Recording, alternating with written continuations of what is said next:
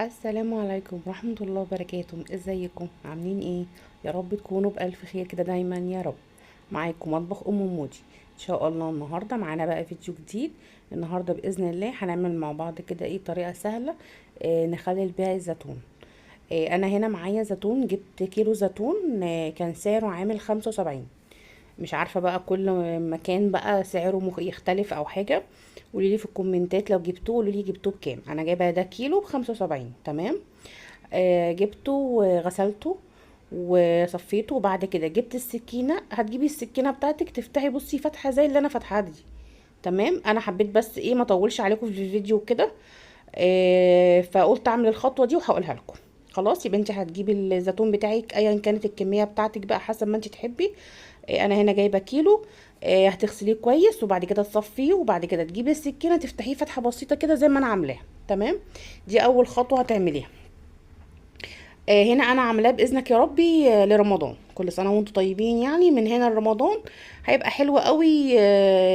الفطره بتاعته يعني هيطلع زي بتاع بره واحسن كمان.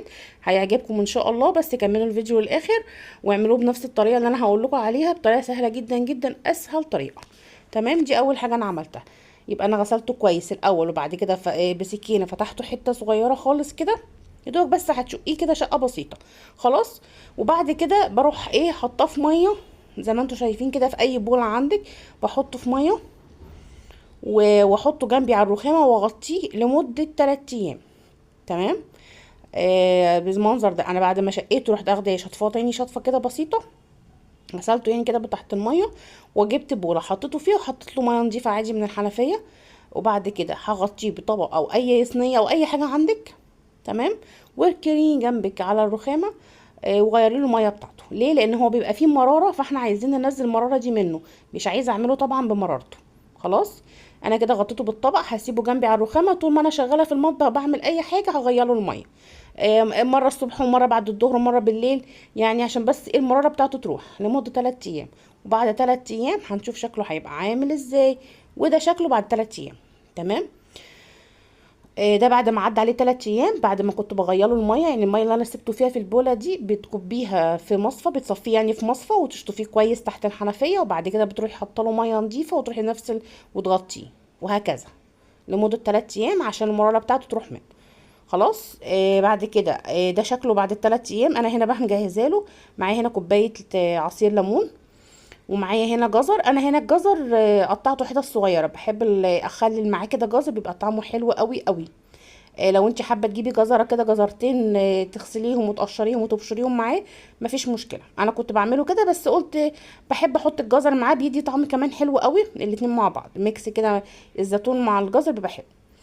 وهنا جبت البرطمان بتاعي غسله كويس طبعا قوي. عشان ده اصلا يعني ده اصلا برطمان مخللات انا مخلله فيه قبل كده. تمام. حتى لو انت عندك برطمان مركون هتغسليه كويس قوي وتنضفيه وبعد كده ايه تخللي فيه زي ما انت عايزه. خلاص. وطبعا معايا ميه فيها ملح. ميه عادي من الفلتر عندك. انا حاطه فيها الملح بتاعه. تمام. انا هنا استخدمت الكيلو الزيتون ده 3 معالق مش كبار قوي. تمام. لان هو كيلو بس. خلاص. هجيب البرطمان بتاعي بعد ما اكون غسلاه كويس قوي. هجيب بقى الزيتون احطه فيه كده. احط جزء من الزيتون واحط جزء من الجزر. تمام. لو انت حابه تشططيه شويه حطي شطه. انا مش حابه شطه عشان انا عندي الولاد بيحبوا الزيتون. فانا مش هحط شطه. ممكن لو عندك هريسه شطه انت كنتي مثلا تكوني عاملاها عندك في الفريزر حطي معلقه كده مع خلطة المية والملح والليمون بيدي طعمه برضو حلو قوي. لو انتوا حابين الزيتون يبقى فيه ريحة طعم يعني شطة. او ما عندكيش هريسة شطة ممكن تحطي معلقة شطة عادية. تمام.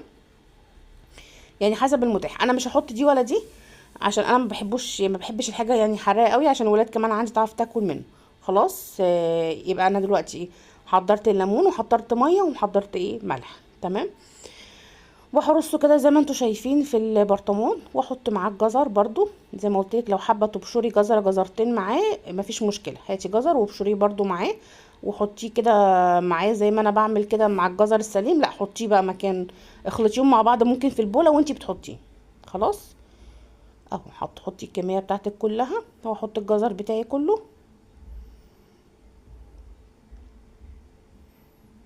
طبعا لو لسه مكمله معايا الفيديو لحد دلوقتي واول مره بتنوريني في قناتي وتشرفيني، متنسيش طبعا الاشتراك في القناه وتفعيل الجرس عشان يوصلك كل جديد من قناتي قناه مطبخ ام مودي، واللايك بتاعك الحلو كده والكومنت بتاعك الجميل.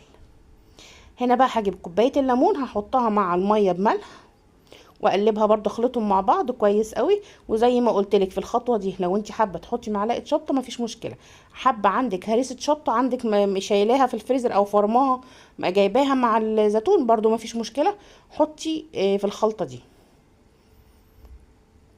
في خلطه الميه دي. خلاص قلبت كويس الميه بالملح بالليمون خلاص، وبعد كده هفضيها في البرطمان كده مع الزيتون والجزر، ودي اسهل طريقه للزيتون.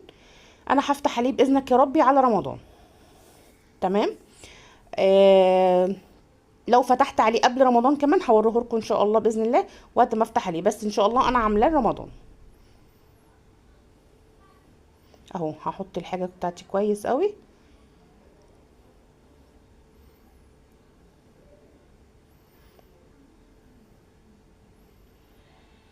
تمام كده خلاص حطيت الميه بتاعتي. هتجيبي كيس بلاستيك نضيف يكون عندك، كيس تلاجة، كيس بتحفظي فيه، اي كيس نضيف ابيض كده شفاف.